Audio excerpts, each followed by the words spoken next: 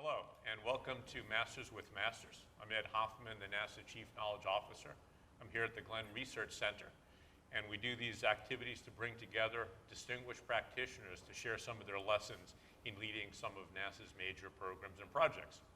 Very thrilled today to have with us Therese Grable and Dr. Erin Weaver, both from obviously Glenn. Therese has been at NASA since 1991.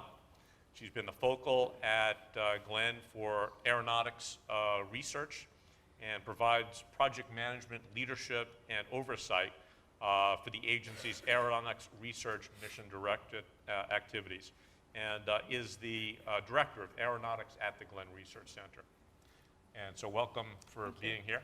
Dr. Erin Weaver is the Orion Program Integration Lead, also at the Glenn Research Center, and in that role serves as the point of contact to Orion program, coordinating the different activities in support of Glenn's Orion portfolio.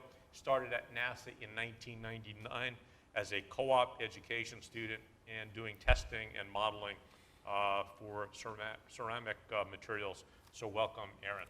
So I wanted to start with, how did you get at to the Glenn Research Center, and how did you get to this point in your career?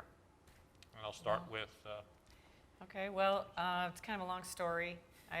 There was a poster on the wall at Cleveland State looking for interns, and I never would have signed up, but a friend of mine told me they were looking for people, and I went in for an interview and was very fortunate to get the job. And so it was, I grew up 5 miles from here, and was fortunate to get a job as an intern, and then progressively moved through a lot of different jobs throughout my career here at NASA. A lot of different opportunities. Yes. And Erin? Actually, sort of similar. You went to Cleveland board. State. I didn't go to Cleveland State. Okay. Right? I went to Ohio State, and instead of a bulletin board, there was just a general call for, at the co-op office for co-op opportunities. It said NASA is looking for co-ops. Bring your resume in, right? And I think they just, in those days, would just ship a stack of resumes from each university to the center, and magically someone liked my resume, and I got a call in my dorm room, and that kind of started the career from there. And then I left NASA for 6 years to go back to grad school, kind of. And where did you go to graduate school? Michigan. So You I gotta think say. right.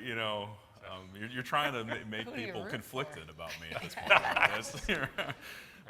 But yeah, so I went away to Michigan. I'm an Ohio State person who ended up at the wrong side of the state border, but he came back and fortunately was able to have opportunities to kind of come back to NASA and work through that way. So. Right. And so one of the things that we're focusing on is really mentoring, which I thought was a brilliant idea to do a session on this, because one of the most common question I get really from folks outside of NASA is how do you use mentoring programs to help careers and things like that.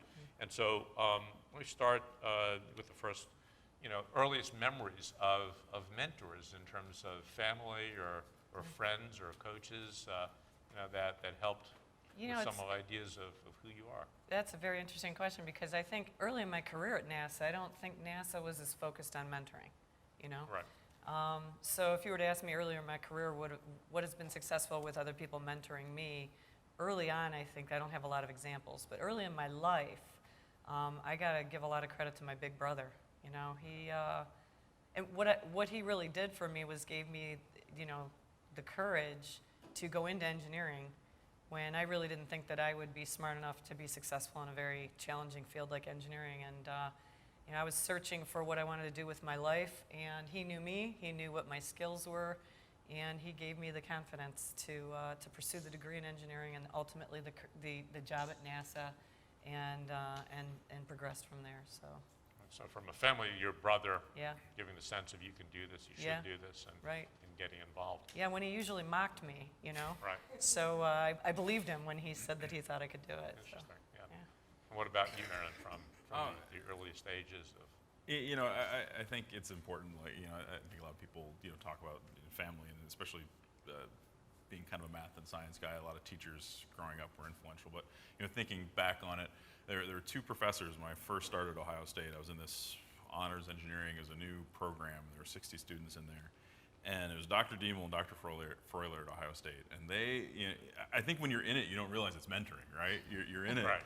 and those two professors, they took the time with each student to know, what was going on, what they need, hey, are there things you're not sure about? What can we talk through in this first year of college for you, right, to get you where you want to go? And I think some people in the program realize, oh, maybe engineering isn't where I want to go, right? But kind of that hands-on time and dedication to kind of step you through that first year to say, what do you want to do, right? And that's and those two professors really kind of stick out as the people to take the time to do that. So. Right. And so Ohio State University, having professors who kind of help with ideas and gears and in terms of this. And I think it's absolutely right. In most cases, people don't talk about mentors. And I know when I got to NASA, when we were talking about development, people would talk about individuals who were really vital, but that wasn't necessarily the language. Right. So, so you get to NASA, a little over 20 years ago. Mm-hmm. Who were some of the people, and what kind of how did mentoring help shape the career that's evolved, for you, Teresa?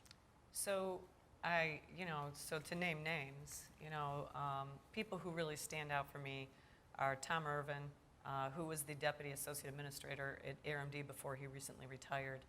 But he and I were branch chiefs together in an organization. And when an opportunity came up that I thought I was perfect for, he sat me down and told me, they're not even looking at you, And so I thought that was what it did for me is it identified what an opportunity wasn't. And I thought that it became very pivotal in my career because then I tried to identify what would be an opportunity for myself. And going through that process, I felt I needed to change what I had done for my career for the first 8 years. I needed to kind of get off that track. And I looked into the professional development program, which is, I don't believe we still have it as it stands in its own. But what I did was tried to find out how to determine what would be a good experience for me and didn't know where to turn for that. So I looked up the previous attendees and found Brian Smith, who had attended, Brian Smith at Glenn, who had attended 2 years before. And I set up a phone call and sat down with them and articulated what I was interested in. And he took a strong interest in what would help the agency, what would help the center, and what would meet with my goals. And that was an excellent mapping that made a tremendous change in my career. So I would say both of those individuals helped me in different ways connect what I was looking for with opportunity space. Right. So it's an interesting start because one of the point you made, Tom said you were looking for a position or you were interested in an opportunity, and he basically said flat out, they don't know. I mean, was there a background to that, or was it? To me, I was shocked. I thought it was the perfect, I'm the perfect person for any opportunity. Right. And so, how could that be? And so, I think we do talk ourselves into, from our own niche, our own viewpoint. The job was to be the branch chief of the group I grew up in. Right. And I had been a branch chief for 2 years in another group. So I thought, well, I've got all the technical experience and supervisory experience. How could I possibly not be the perfect person, right? And when Tom pulled me aside and he said, there are other things that are necessary for the success of that job, and you don't necessarily bring it. Right.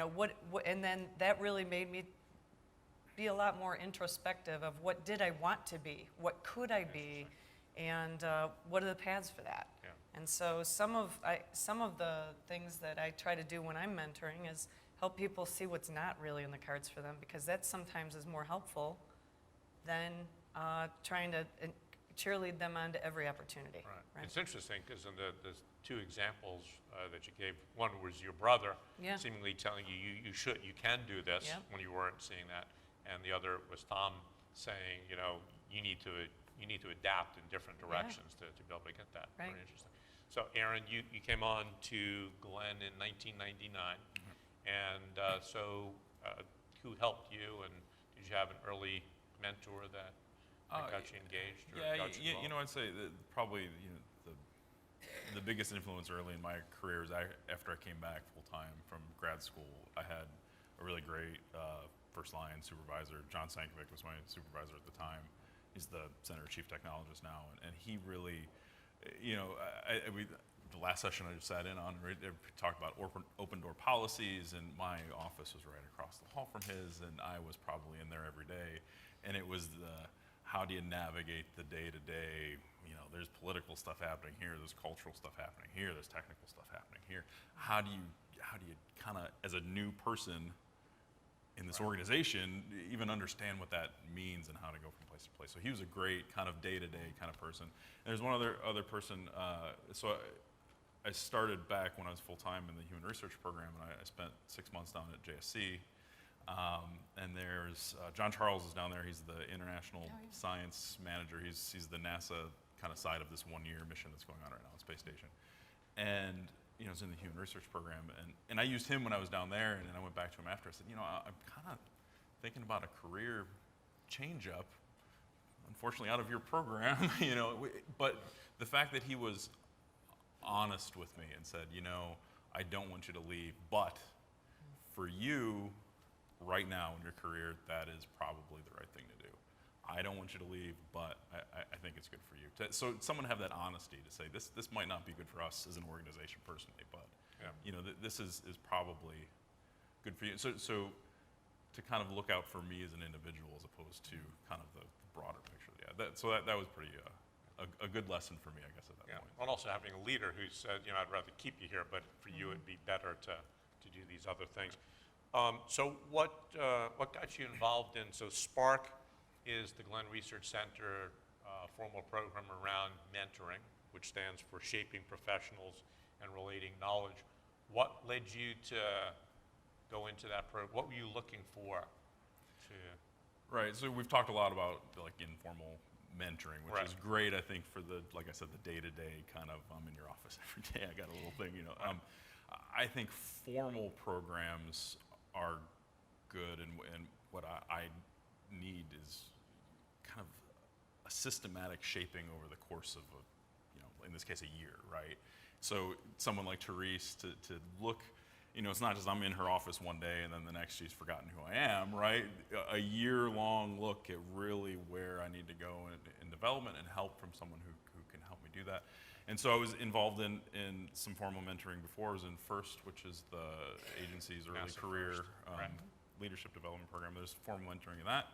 And Kathy Schubert was my mentor here. And I think I found that, at least for me, I like taking that long look, learning something, developing something, and then kind of going off for a couple years, applying what you've learned, and then you get to a point in the cycle where you go, I got to do it again, right? I need to learn more now, right? And so I think that's important to me. It's a cyclic thing. You kind of go through a systematic process, and then you try to apply what you learned. You think you've done that, and then comes a point in your head where it kind of clicks, I need something else now, right? And so I think that's where SPARC kind of filled that gap. And so did someone come to you and say you should do this, or was there an announcement? No, yeah, the way, I guess when you're looking for something, you can You always find searched it, and right? you found it. Yeah, so, on the internal website, it was just a SPARC Okay, announcement. so you're It was- looking it's out for happening, right. managing your career, looking at and wanting more formality in terms of that part. And so as a leader, how did you get involved in SPARC? Why did you look to do that? Because a lot of managers say, look, I'm too busy to, right? And So SPARC, or what we had before was ACES, which both were, I think, sponsored by Dr. Marla Perez Davis here at the center. Okay. And I think it does fill a need, and it's very important. I personally am committed to our human resources here in the agency. Our ability to hire people and retain them and then cultivate them to be the best they can be for themselves and for the agency is limited in our day-to-day jobs. And so I am committed to filling a role for the center and for the agency in that capacity. And so I dedicate my time to have 2 mentees at a time under Okay. whatever program. So when I have 2, I don't look for more because I find that I don't have the time to appropriately dedicate.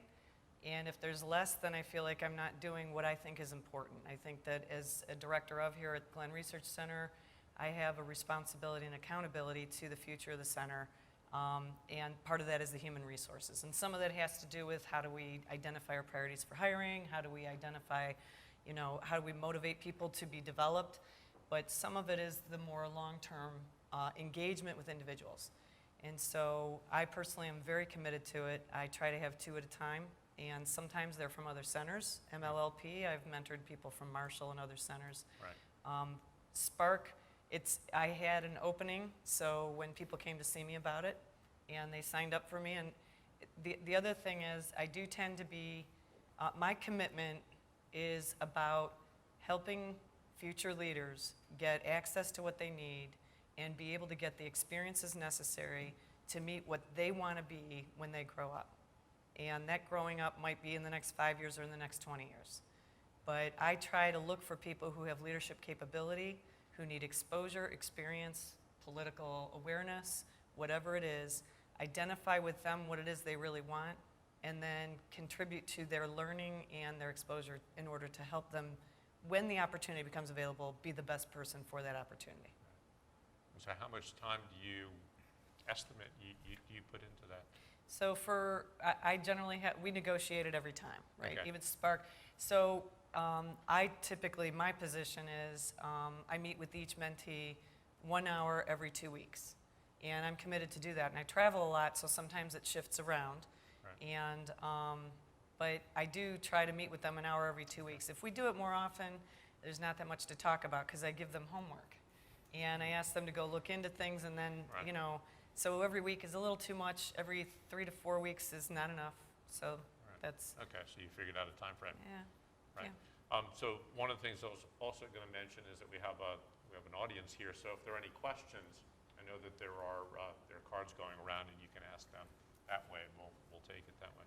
So Aaron, how does the program formally work? What are the key components once you get accepted? And maybe even, how do you get accepted? I mean, how did they say, okay, Aaron, you're the person, and as opposed to? I think Did they you- accept everyone. I think that's how I got Okay. in, right? I think it's, otherwise, I don't Yeah. know. You know. You're not allowed to turn them away. Yeah, it's, All right. So how does the program work? What do you see as the key variables? well, I mean, so, it starts with, they bring everyone who's interested in the program, both on the mentee, the mentor side, into this very room, and have kind of an introduction, orientation. This is what the program's about. If you want to, be involved, this is what it is. And then it's kind of a roundtable discussion. The mentors kind of go around every table, just give the quick snapshot of this is who I am. And from there, as a mentee, you kind of say, okay, that person was interesting, and that person was interesting. And hopefully then you go to their office for at least a quick little bit to say, hey, what would our relationship look like? What do you have to offer that I might be personally working on? And I think from there, speed dating. it sounds like is they speed talk, and dating I for mentoring. want that right? person. Yeah, and sometimes you get rejected, and it's, but How does that feel? no. But and then from there I think we got to rank our top 3 mentors, and I don't know if I think the mentors may have done the same thing. I don't know if the others. I just made sure to vary, and then there's a committee that matched you up with kind of the appropriate person. I tried to be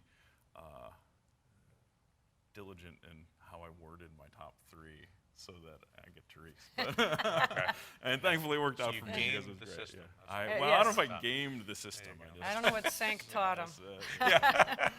But yeah. I think this was an improvement on the process. In the past, people would under ACEs, the individuals would ask, they would go and ask the person. Okay. They would send an email saying, I would like you to be my mentor. And I'll tell you, I felt like I was turning down prom dates. I think I made people cry. It was horrible. You made people cry. Well, I'm like, well, I don't think we're a good match because, someone else also applied and I think Right. that I can. Yeah. And so. Well, because you're limited. I mean, you I have can time I- for 2. I can right? only take 2, and so I felt like I was breaking people's hearts. I'm sure they Did weren't as Aaron hurt cry, as or- that's how he got me. That's how Right. Now to be honest, now a committee does it. The only thing, it's hard for me to give up control because Right. my commitment is about helping people become the future leaders, and Right. I don't have any control over deciding who I think is the future leader. But this way, I think they look at diversity, they look at matching people based on their needs and optimizing it for the entire community, which I think is really beneficial. And I Right. didn't have control over it, which is not comfortable for me, but I think it ultimately ended up in a very good result. Okay, so it was an improvement in terms Yes. of the process. Yes. And what do you look for when you're, generally when you're So it's a key decision because it has a lot of impact.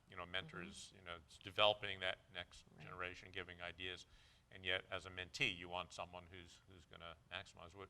Are there certain things, qualities you look for in terms of a mentee? Yeah, it's I heard someone say once, when you see it, you know it's there. Right. And so that's not a fair answer, I don't think. But I do think that. Well, it's an answer, but it's not. It is It's not a good answer. not a very good answer. I hope you cut that out of That's the right, whole, that's just saying. So, but I do look for someone who I think is, there's certain characteristics that you're going to anticipate if someone's going to be a leader in this Right. agency in the future. There are some inherent, if someone's painfully introverted, they might not be someone who grows into being a leader of a large community. But on the flip side of that, that's not fair either, because even if you're painfully introverted, for example, I had a mentee whose one of her biggest fears was public speaking. Right. And she was one of my, I'll never say favorites, but I really have a lot of great experiences with Right. people. And she not only, she picked herself up by her bootstraps and she joined Toastmasters, which we have here at Glenn Research Center. And by the end of the year, she was the president of Toastmasters. Okay. So she was So you leading can see other that. people to, she knew what it was to be afraid of speaking, and now she's helping others get over their fears. And so there, I don't know what to say about, most of the people here at NASA, you don't find people who are not intelligent, who are not capable, who are not. So I just want to make sure that whoever they are, I help prepare them to be successful in what they want to be able to do. Obviously looking for a spark also. That, Yes. that kind of That's energy. true, yeah. One of the things that I've found is if we get someone who's talkative, it's challenging for me because I want to talk. And so, Really? I know, it's hard to believe.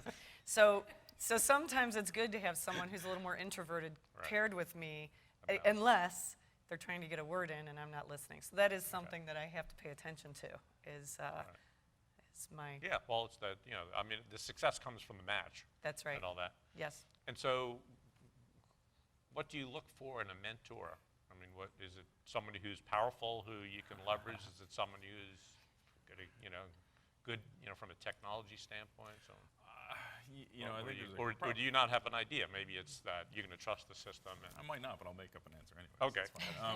No, I think there's a couple things. We've touched a little bit on kind of breadth of experience, and I might not have even known it going in, but one of the things that Therese offered kind of during the whole process was, I've been here, I've been here, I've been here, I've been here. This is how my career moved, and this is what I learned But so someone with kind of that breadth of experience, and also someone with different experiences, right? And Right. you're looking for the different perspectives. So I think it's breadth is probably important to that, learning different perspectives and being able to say, okay, I know maybe what you're going through now because however many years ago, I won't guess on that.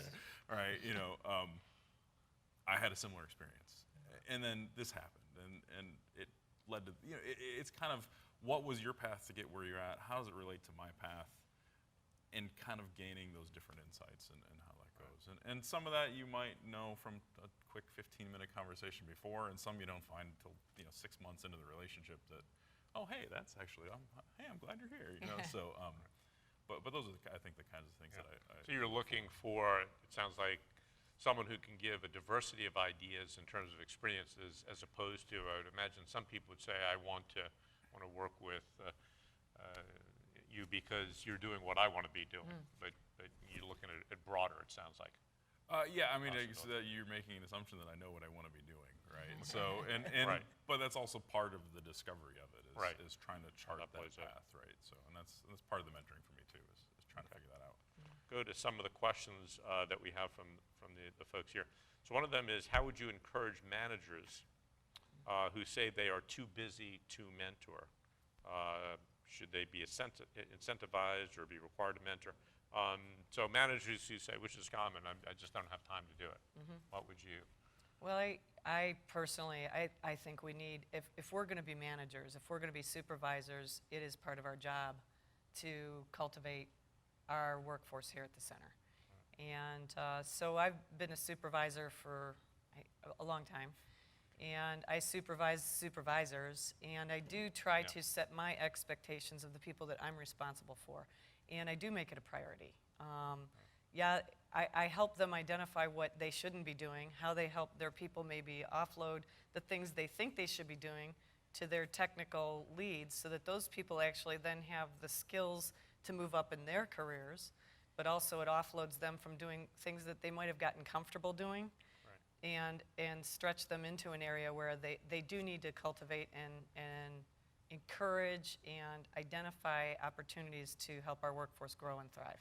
Right, so that's part from being a senior executive, when you're selecting managers, you want that. I do. That is a key component. That's right. And another part of it is, do you incentivize, I'm assuming you would say you need to be, if you're going to be a leader, you need to be Yes. wanting to develop people, but are there Right. any incentives that go Well, with you that, know, or- I mean, one way to do it is within the supervisor's performance plan.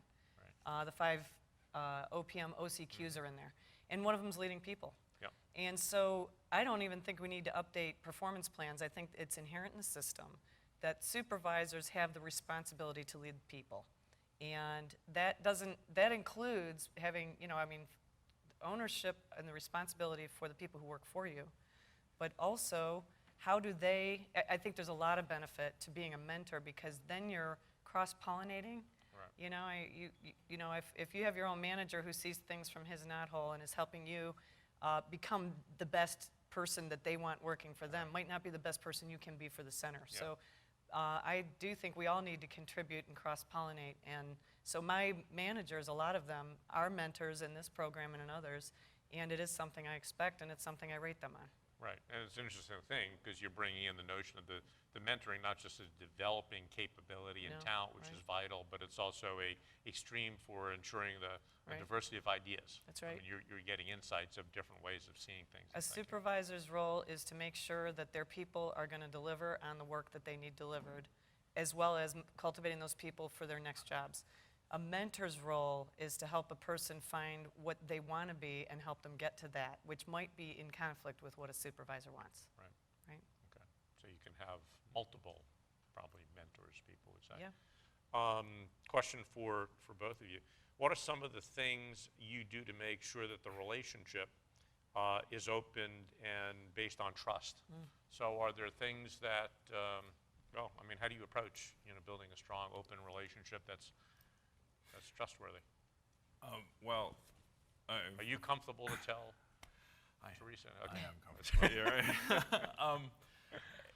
So how- It's something. how It's did something that happen? It's something you both establish from the outset and build Okay. throughout the year, right? There's an expectation that the program actually has a form that you Yes. sign, right? It says, this is between you guys. It stays here. That's great. You can sign a piece of paper, right? Right. But over the course of the year, you then have to essentially act on that piece of paper, right? So it's the first month or so, kind of, how is this going to work? And Testing out. right, and then developing that relationship over the course of the program and saying, hey, I do trust this person. I will open up now at this point. I trust that she will honor our commitment to what we've agreed to, wherever, you know, kind of the confidentiality of the process. And I think it helps. Trust is important, right? If you're going to get something out of a mentorship program, right, I need to be able to share things with her. She needs to, otherwise, what are you going to do, right? Right. There's only so much you can do without that trust, so it's Yeah. important to build. That's right. And we have a very frank conversation about it because I tend to be very open. And that might help others trust me. I don't know. But I tend to be very open. And so it's hard to give concrete examples without giving examples that might be real. And then you just have to be careful how people share things outside the room. So we have a commitment where we've told each other, you know, this is important. We can't talk about this outside of here. The other thing is I have to be careful. I can't promise to keep confidentiality when there's something that violates an ethics rule. Right. And so we have that conversation up front too. Like if you tell me you're being harassed or if you're telling me that you're being abused, as a supervisor for the government, I can't not do something about that. And so even though we have this confidentiality, we promise we're going to support each other, at some point there is a law that I have to comply with. So. Right, so you kind of lay out the Yep. nature of the relationship. Right. Has there been any, at the beginning, was there anything that you wanted to bring up, but you were a little concerned, or that you got over? Or? No, I'm pretty open too. So, Okay, so you know, yeah. Teresa and I don't really hold back much, I No. think. But you know, I think what you move from, you know, thinking about it in the relationship is from maybe the beginning having Yeah. to go, this doesn't leave the room, That's right. right? So after a couple months, you know, it's fine. Yeah. You just do it, Yeah, right? you have And that so relationship it in actually just place. kind of helps the conversational flow and trusting that you're okay, as opposed to going, hey, by the way, I'm going to tell you something. Right. But, Right. you know, so Yeah, we that can talk, doesn't- right? right. So. One of the questions we have here is a lot of folks nowadays talk about mentoring in both directions. And so have you had the opportunity to mentor up with your mentor? So in other words, do you bring ideas, experiences, new ways of doing things that are informative and you know, upward? Or not? Well, you know, I mean, as an example, I've heard a lot of, one of the skills that a lot of folks who joined, you know, NASA are great at, young professionals, is the digital tools, the technologies, the social media. And so I'll have someone who, this is how you do this. or well, this I'll is address how that you do it. first because that was a concrete example you little there. sample. Where I actually think that for me the technology part of this, I think Yeah. formal mentoring, Teresa's already touched on. I kind of take some of that out, Yeah. right? I want the face-to-face, so that doesn't come in. Right. And I would hope, and I don't know what Teresa's answer to this is, but I would hope that there is some of that back and forth, and I think it goes back to the trust thing, Yeah. right? Because you're not just talking about work, there's personal things, there's lots of things going on in everyone's life that you can talk about, and if you're open about it and you trust, it becomes not sometimes a focused, it's a back and forth dialogue. And so, you know, maybe I'm selfish in a way that I don't go into her office saying I'm going to mentor Teresa today, right? But I'm not here to help you. but- right. This is about me. There's no right? help You know, for me. yeah. So, but I think in that back and forth that happens kind of naturally. So I hope. It Yeah, does. Yeah. sure, Right. sure. I will tell you that I had a mentor who told me she had to manage me. And so Okay. and that was, you know, I do invite feedback. I don't know how safe people feel giving it to me. But I had a mentor tell me she had to manage me because I would go down a path on a topic and she had things she wanted to discuss, so she'd have to bring me back to. And so that actually helped me. I mean, whenever you get feedback, there's always that initial, oh, wow, you know, I'm sorry, I was kind of, a little kind of blew that. But then there's that, you know, that kind of feedback, you tend to, it goes deeper than the skin. And so I do try to be a little more aware of how much am I controlling the conversation, how much am I letting I'm there for them, really. Right. But I also feel like I've failed a few mentoring experiences where I let them run the meeting and all it was a crab session. And at the end, I felt like I failed because I didn't provide the structure to get to some actionable items that would help them develop. So there's a The learning balance. and a balance, yeah. Pretty interesting. One of the questions we have, really good, you know, for you, Aaron, is what made you decide to go back to school for 6 years? And would you suggest that that people, you know, who want their masters do the same thing? So, what led you back to the desire to wear the big blue, or? It's not a desire to go to No. Michigan. Okay? It's a great school. Don't get me wrong. Whoever's watching this from Michigan right now, I don't want to disappoint you. But That's a big commitment. It is, and I think that kind of even falls in the same vein as mentorship. It's really just, for me, I love school. I love learning stuff. Like that's kind of what I'm comfortable in, that learning environment, right? And that's Right. and it's great. And some people get a little scared sometimes of like PhD programs. It's supposed to be really drill. I'm not a drill down kind of guy either. Okay. I'm a top level kind of person. But for me, it was really learning of the processes and the thought process that goes behind going from, you know, the foundation of an idea to the end of it, and that kind of grad school kind of taught me that as well. Right. And so the second part of it was, yeah, I'm a big education advocate. If there's something that you want to learn and do, go and do it. I actually have learned, personally, I believe that I did it the wrong way. Like in hindsight, I see people, and I just talked to someone yesterday. It's a difficult path, but there is another path where you can stay at work and do your graduate studies while you're here. And you have have to balance school and family and Right. work and that. Right. But the value to that, I think, in the end is even probably more than the way I did it. It's just, it's a really hard path. But I'm an education advocate. Let's go do it if there's something you want to learn. So. I guess I'd ask also, because I've heard different managers at different points tell me over the careers that they would rather have people getting their assignments, their work, and once they're here, the education, don't spend too much time on that. So, I mean, what's your reaction to, Well, hey, I'm going to go away for 3 years? And, Yeah, that's inconsistent with what I think. okay, so I have been very fortunate in that everything that I've wanted to do to invest in my development and growth has been largely supported by my management team, by the agency. And Right. so I've spent time, 2 years at JPL. I spent a year and a half at NASA headquarters. I even went to Raytheon Missile Systems for 6 months. Okay. I've worked in facilities, I've worked in research, engineering, and now I'm in aeronautics project office. And so I ran manufacturing for a while. So I think that that's not for everyone. Right. That whole path is that no one could tell me, forecast where I was going next. But I do think Either that always in demand or you can't keep that's your what, job. But well, it's, right. inside voice. So I think that when opportunities have come up, my Yeah. management has supported me. Yeah. And I tend to weigh how can we support our people and still meet our objectives. So at the end of the day, we have a responsibility to Congress, to the taxpayers, to meet our objectives. But I think that we have enough flexibility to do that in a way that it meets a lot of the objectives to develop people in whatever way they want to. Because when people are developed where they want to be and doing what they want to do, they're far more successful, far more capable. They're happy to do their jobs, and it just it's kind of like tuning up the orchestra, right? So- Well, I mean, so much of it leverages.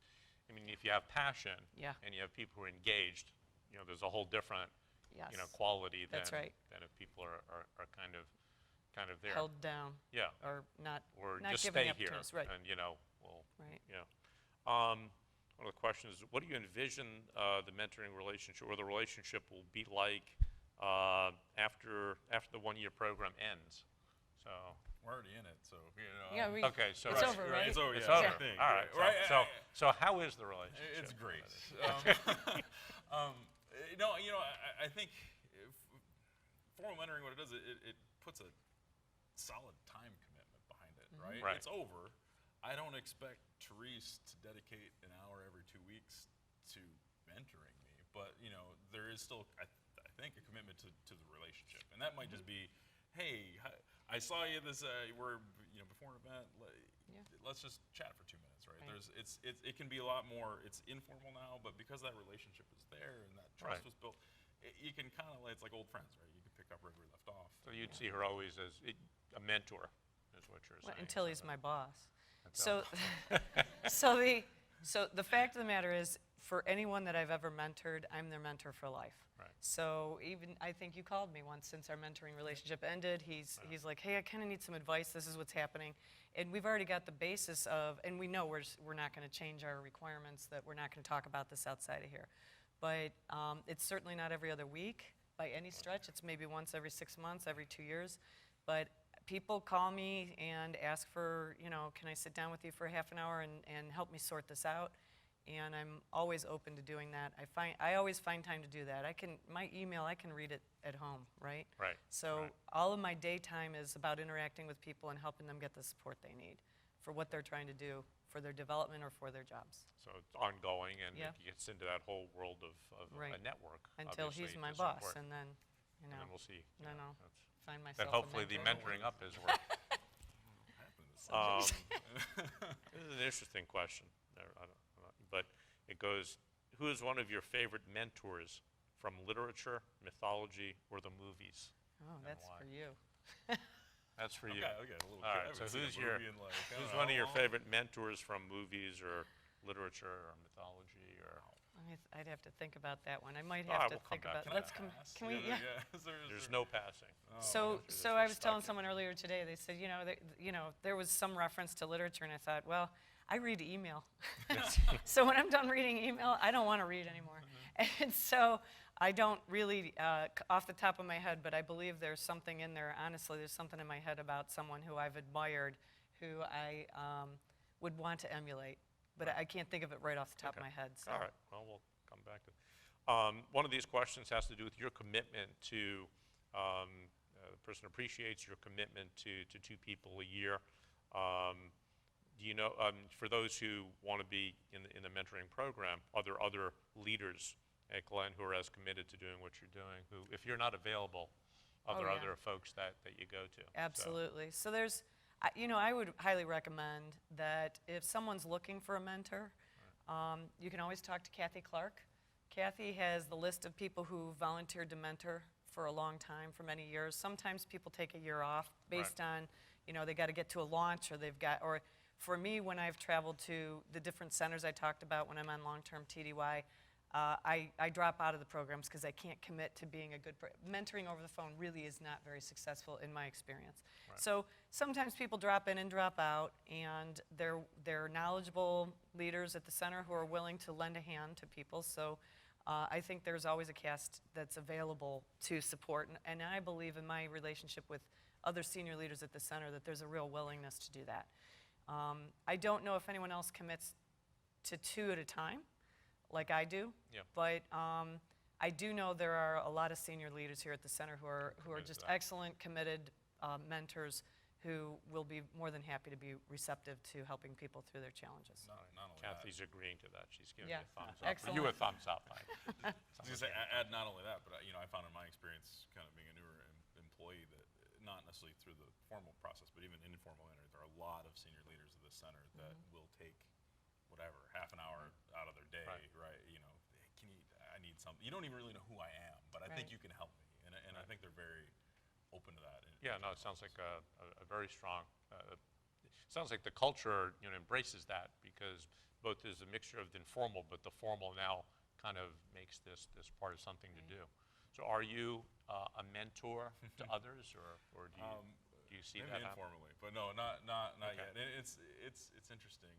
I've thought about it a lot, and it's how to get comfortable with my own position to know that I have something to offer. And maybe I'm there. Maybe it's a perception of myself. I don't know. I've actually thought about that, and it's kind of, that's the next thing to be mentored on, right? Is it's that uncertainty. Do I? And so. It's an interesting question. But right now, yeah, I'm not in a formal Okay, mentoring something you do relationship. informally and down the we road, definitely that talk would be to a lot of something people, that but you- yeah, you but think it's about. definitely something I think, like we've talked about. I mean, it's Right. great. It's important. I want Part to of give back and do that. It's just a matter of Okay. I don't know when I get to that.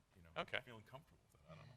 So One of the questions is, so obviously, in this case, you're very supportive, and your managers obviously would be supportive of this. If a person's in a position where they want to move forward in their career or grow, and they're working for a management that seems stuck in what the individual should be doing and what their role is, what advice do you give to them? If there's a little chance to seemingly grow or develop, or there's not support for the person to grow, how do you deal with that?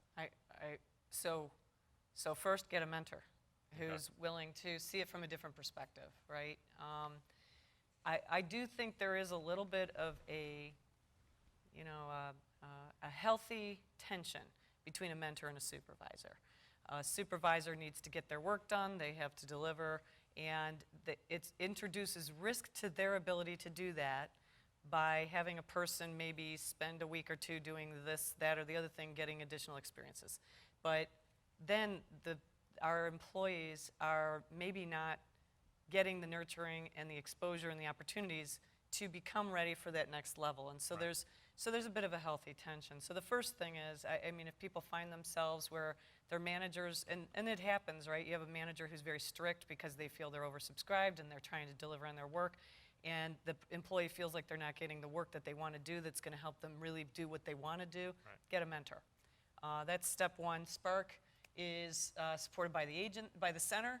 The entire management team recognizes Is it that there's supported a by need. the agency? Because It's approved by the agency, but Okay. it's a Glenn project. Is that correct? Yeah, I'm getting another thumbs up I gotta from. figure out what is supported or approved, but. Okay. It's, yeah, so, I mean, at the center, it's bought into. Okay. And so there is a step that's necessary where a supervisor needs to recognize, needs to sign off and say, okay, this person's in this, and, you know, and I understand what it means, and that there will be 2 hours a week, you know, a month, and there might be other things where they attend meetings or do side projects. So there has to be some understanding, and then the branch manager or the line manager really needs a, you know, if they're not open to it, it probably gets elevated. The mentor can help elevate it so that that employee has the cover that they need to not get in trouble with their Right. line manager. So it's working. It's, you know, you end up at different points, you know, Yeah. in a position where things aren't working, so there's support in the larger system to Yes. seek out a mentor, get advice, get ideas, and keep moving forward. Right. That's right. Any thoughts in terms of? Teresa's great for that. Yeah, Like, okay. I mean, that was one of, I mean, it was my personal, you know, experience and relationship through this. It was kind of how to get through that. Not only what experiences do you want to have, but it's how do you then move to the positions to get those experiences without burning the bridges on the backside, right? And so Right. there's a little bit of that too. Some of the top coverage is some of the how do you handle that situation. So there's a lot of that. That was actually one of the probably the biggest experiences that I took out is how to kind of smartly make those career moves out of the organization that you're in, because it's not easy. It's not, Right. and it's not always supported, right? And Right. and so as a person in that position, it can be very daunting, right? And so that mentorship relationship was really great for that. Yeah, well, particularly you've been developed to be excellent at the engineering, at the technical, at the work you're doing. That's been the education. But often the difficult part is how do you navigate an organizations, and organizations can be very strange. I mean, Yes. it doesn't come with, okay, go here if you want to go. That's right. Go there, in terms of playing that. In terms of, we live in a world where technology is all over the place, internet, social media, you know, video conferencing capability. You mentioned you have a mentee at another center where you've had one. So how does technology play in this at all, in terms of making it better, or does it have to be personal? How do you deal with when somebody's at a different location? I mean, Well, I had a mentor who was at a different center when I was in a developmental program, SES CDP, and it was a center director. Right. And tremendous person. I mean, just I admire the person. Just amazing. The availability, and I think we met first to do the face-to-face, try to establish things, but it kind of got messy. It was just probably not optimal. We didn't have FaceTime at the time. That might have helped, right? The eye contact, the ability, body language Right. probably helps. The mentee that I had at Marshall, we had the opportunity to do FaceTime, but we Okay. didn't choose to. He and I were very much of a very similar personality, Okay. but we would email each other what we thought we needed to talk about, so we'd stay on point, Right. and we would, and I think that actually worked out okay. Again, sometimes personalities click, sometimes they don't, but Right. I do think FaceTime's probably a good thing. right. And even the use of the email, I mean, it's basic, but the fact that Yes. you were able to say, okay, this is what we're going to talk about, Right. and this is how we're going to use our time. Right. Yeah. It did help a lot, yeah. Thoughts about technology in terms of? You know, I think we've said face-to-face is obviously the optimal thing, right? And since we're local, it was the easiest way to do, the best way to go, not Right. the easiest way. But, you know, email is probably indispensable. I mean, I think at the end of the formal mentoring here, that's when I was applying for the position I'm in now. We're doing this, and Therese was on travel. I was on travel. Right. You can't always meet. A lot of times throughout the course of the year, there's things you can just defer. Like, I've got an issue. Therese, you're not in the office. We'll talk about it next Right. week. That's fine. But sometimes there's time-critical things. Like, hey, applications are due. Hey, my Right. interview's tomorrow. Right. Therese, where are you? You know, I need you to pack me up or something. And she was great. I remember, part of it I wasn't frustrated. I was like, man, how's this going to work? I can't talk to her. She sent me, and not in a bad way, a novel of an email, right? And it was, these are the things you need to focus on. Do this, do Okay. this. This is your, like she said at the beginning, this is your homework, right? This is what I would have told you in person. Go and do it, right? And I did. Yeah. And then you iterate and you go through, and I mean, there's a lot of busy people, Right, so and there's she way takes more. the time out to sit down and write. So that that's an email. interesting thing, because you Right. talked about the homework assignment. What would be an example of something you would you know, especially early on, it really is important to understand what the person wants for themselves, right? Right. I mean, my career path, I wouldn't recommend it for pretty much anyone. But the fact of the matter is, I kind of walk them through some decision-making processes. Here's what you need to decide, like, you know, and I give them some ideas of how to look at the problem, like, and it's not a problem. So one of the things that I typically do, and Aaron will tell you, one of my first meetings is, you know, a lot of people tell you, what do you want to be in 5 years, right? And frankly, if you look at my career, you could never project what my next job was going to be. I mean, Okay. it's just impossible. Yeah. So that's never been helpful for me. Right. But someone one time, back in 2001, said, you know, if you can picture yourself on the day that you're retiring and you've accomplished everything that you think you could possibly do with the gifts that God gave you, what is the chair you're sitting in? Wow. And it was so powerful for me because you know, at the time, I think the answer for me was center director. And so if you say, okay, I want to be the center director, and that would be like the end-all, be-all, I did everything I thought I could do, and then you identify what you think the skills are necessary for success in that job, and you identify the skills that you already have, and you don't need to get any more experience in the areas that you've already got. Right. And so now we identify the gaps, and that helps drive when opportunities come up, should you be chasing that opportunity or not, based on does it help you map yourself into being successful into your future? Right. And so and that's not a question that most people know off the top of your head. What do you want to be when you retire? Yeah. I want to be right? alive. Yeah, I'd like to be able to Like to be get- yeah. ambulatory, right? Feeding Be able myself, to right? move. Okay, so Yeah. there's some things I already got. Yeah. But you really do need to, so they need to go think about it. And Yeah. it does kind of swing them for a loop. They're No, like, yeah, all right, it's I need to think about that, okay? Or how to make, you know, you've got 2 opportunities, let's walk through. Here's a decision, you need to identify your figures of merit of what you think is important. Go home and think about that. Is it the pay grade, and then rate how Right. much is important. And I want you to come back and tell me what your thought process was. So there is homework that has more of them doing the thinking for themselves to find what they want. Right. And then when they know what they want, I can help them find a path How to get the there. path, yeah. That's So that's it's not about, it's interesting, it's not about where do you know, where are you going to end up, because you don't know where you're going to end Right. up. It's kind of what are your skills, what do you want, where, Right. you know, what are the drivers right. in terms of where things are taking place. Right. Okay. So we're coming, No, that was, Other thoughts you know, in terms of- there were many times in her office with columns and rows of, this is the skill, these are the, you know, check them off, and where are you? That's And right. that's, and that's, could be, yeah, could be to see the kind of that homework book. That's It right. sounds like a whole, That's another but you reason. have to be mentored That's by a you to reason. see the Right. homework. It's a reason why. Contact Teresa Creed. Yeah, That's- contact. Well, that's another reason why I like to meet in person, because Right. Aaron will tell you, I use a sheet of paper in front of me and I'll grab extras and I draw pictures and then they can take them with them. Okay. And so if you know, usually I need a visual when I'm talking about things, and Right. that helps a lot. So we're coming towards, you know, towards the end, and you've hit on a lot of things.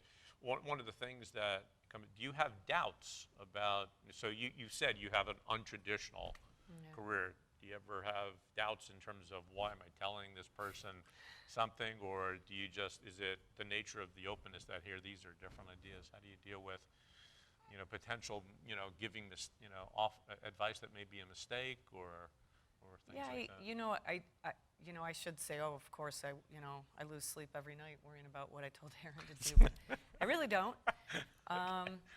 Frankly, I think the things they're looking for, I don't tell them what to do. I try to help them identify a process to make their decisions. But there was one event, he had an opportunity for a promotion, Okay. and I did not think it was a good thing for him. Okay. And he ended up, I mean, I think it was uncomfortable to walk away from a promotion. It was what he was comfortable with. He knew how to do it. But he did, and I could see he was sweating through his shirt.